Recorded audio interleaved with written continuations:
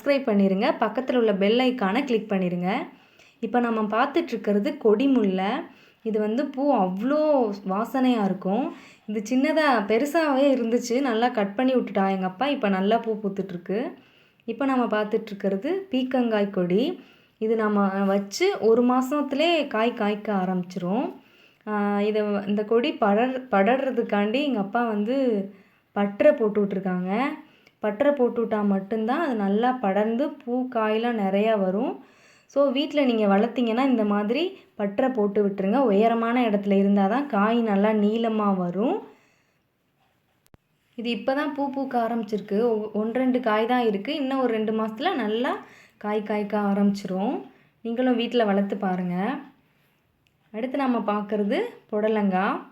இதுவும் அதே மாதிரி தான். இந்த புடலங்காய் கொடிக்கும் வந்து நமக்கு அந்த மாதிரி பட்டரை போட்டு விடணும். அதுவும் உயரமாக தான் போடணும். அப்போ தான் காய் நல்லா கீழ்வாக்கில் வளர்ந்து நல்லா நீளமாகும். நாம் எந்த கொடியாக இருந்தாலும் அதுக்கு இந்த மாதிரி உயரமாக பட்டரை போடணும். அப்போ தான் வந்து நல்லா பூ பூத்து நல்லா காய் காய்க்கும். நமக்கு நல்லா வந்து விளைச்சலையும் கொடுக்கும். அடுத்து நம்ம பார்க்குறது பாகக்காய் கொடி. இதுக்கு வந்து இப்போ தான் வளர ஆரம்பிச்சிருக்கனால இன்னும் நாங்கள் வந்து பட்டரை போடலை. எங்கள் அப்பா வந்து சும்மா 2 கம்பை வச்சு அதுக்கு வளர்கிறதுக்காண்டி சப்போர்ட்டுக்கு கொடுத்துருக்காங்க. இதுக்கும் எங்கள் அப்பா இன்னும் கொஞ்ச நாளில் பட்டரை போட்டுருவாங்க.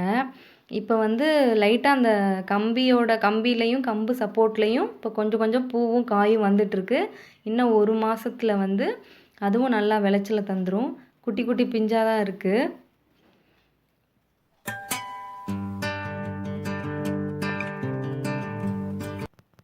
நம்ம வந்து பாவக்காய் ஜூஸ் குடித்தா ரொம்ப நல்லது.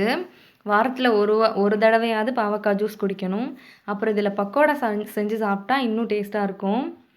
இது வந்து எங்கள் வீட்டில் வளர்த்துருக்க வாழை மரம். அது இப்போ தான் தார் தள்ளியிருக்கு. இது வந்து ரஸ்தாளி மரம். நாங்கள் ஏன் வாழைப்பூவை பிடுங்காமல் வச்சுருக்குறோன்னா, வாழைக்காய் வந்து பெருசாக வளரும். அதுக்காக தான் நாங்கள் வந்து அதை பறிக்காமல் வச்சுருக்கோம். ஒரே ஒரு மரம் தான் வச்சாங்க எங்கள் அம்மா. ஆனால் சுற்றிலும் குட்டி குட்டி வாழை மரம் வளர்ந்து வந்துருச்சு. இன்னொரு மரமும் தார் தள்ளியிருக்கு. அதையும் காமிக்கிறேன் உங்களுக்காண்டி.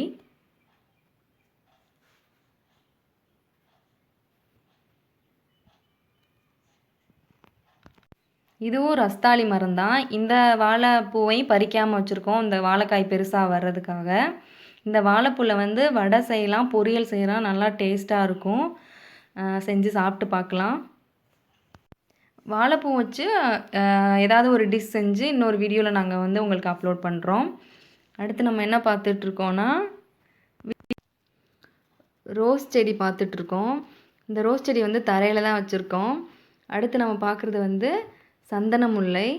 இதுவும் தரையில் தான் வச்சுருக்கோம், இது கொடியாக வளர்கிறதுக்காக. இப்போ நம்ம பார்க்குறது ரோஸ் செடி தான். மேக்ஸிமம் வந்து நாங்கள் எல்லா செடியுமே தொட்டியில் தான் வச்சுருப்போம். இது வந்து சம்மர் டைமாக இருக்கனால எல்லா செடியிலையும் உள்ள இலை வந்து உதிர்ந்துருச்சு. இப்போ நம்ம பார்க்குறது விக்ஸு செடி. இதை வந்து நாங்கள் குன்றக்குடி நர்சரியில் வாங்கினோம். இது வந்து நம்ம தலைவலியோ இல்லை த்ரோட் பெயினோ இருந்தால் 2 இலை வச்சு சாப்பிட்டோம்னாலே சரியாயிரும். அடுத்து நம்ம பார்க்குறது ரோஸ் செடி. இதில் எல்லா ரோஸ் செடியிலையுமே இப்போ வந்து இலை உதிர்ந்து இப்போ தான் துளிர் விட்டுட்டு இருக்குது. நம்ம என்ன தான் வந்து போர் தண்ணி விட்டாலும் மழை தண்ணி மாதிரி அதுக்கு வந்து ரொம்ப சத்தானது எதுவுமே கிடையாது. நல்லா நம்ம பூ நிறையா பூக்கணுன்னா டெய்லி அரிசி கழுவுன தண்ணியை ரோஸ் செடிக்கு ஊற்றினோம்னா நல்லா பூ பூக்கும். அடுத்து நம்ம பார்க்குறது வந்து கருந்துளசி செடி. வீட்டில் துளசி வைக்கிறது ரொம்ப நல்லது. எங்கள் வீட்டில் நிறையா இடத்துல இந்த கருந்துளசி செடி வச்சுருக்கோம்.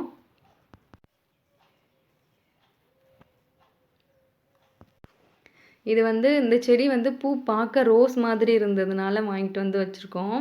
இது வந்து மற்ற டைமில் நிறைய பூ பூத்துருக்கும். இது மழை டைமாக இருக்கனால ஒரு 2-3 பூ மட்டும்தான் பூத்துருக்கு. ஆனால் ரொம்ப அழகாக ரோஸ் மாதிரியே இருக்கும். உங்களுக்கு பார்க்கும்போதே தெரியும். இது நல்லா பெருசாக மரம் மாதிரி வரும். இப்போ நம்ம பார்க்குறது வந்து புல்லுன்னு நினச்சிருவீங்க. ஆனால் அது புல்லு கிடையாது. சம்மங்கின்னு சொல்லுவாங்க. இந்த மாலையிலலாம் வச்சு கட்டுவாங்கள்ல, ஒயிட் கலர் பூ, அதுதான். இந்த பூச்செடி வந்து நாங்கள் எல்லா நர்சரியிலையுமே கேட்டு பார்த்துட்டோம், அது கிடைக்கவே இல்லை. நாங்கள் மதுரைக்கு போகும்போது இந்த சம்மங்கி பூ தோப்பில் அங்கே உள்ள தோப்புக்காரங்கள்ட்ட கேட்டு நாங்கள் வாங்கிட்டு வந்தோம். ஒரே ஒரு செடி தான் வச்சோம். இப்போ வந்து 10 செடிக்கு மேலே அது வளர்ந்து நிறையவே வந்துருச்சு. அவ்வளோ வாசனையாக இருக்கும். இது வந்து மஞ்சள் கொத்து. நம்ம வந்து பொங்கல் வைக்கிறதுக்கு யூஸ் பண்ணுவோம் இல்லையா, அந்த மஞ்சள் கொத்து. இதை நாங்கள் வீட்டிலையே வளர்த்து வச்சுருக்கோம். எப்போவுமே நாங்கள் வெளியில் வாங்குறதே கிடையாது. எல்லா பொங்கலுக்குமே இந்த மஞ்சள் கொத்தே வச்சு யூஸ் பண்ணிடுவோம். இந்த வருஷம் வச்ச பொங்கலுக்கு மீதி போக அந்த மஞ்சள் கொத்தை வளர வச்சுட்டு அடுத்த வருஷம் யூஸ் பண்ணிக்கிடுவோம்.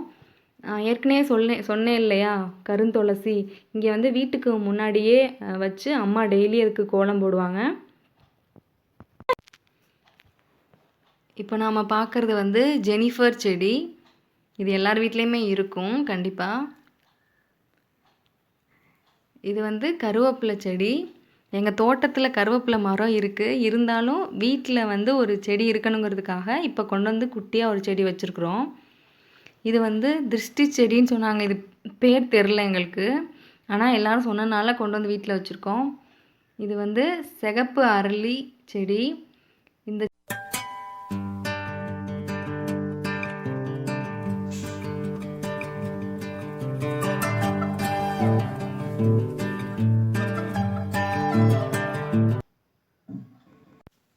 இது வந்து மஞ்சள் அரளி.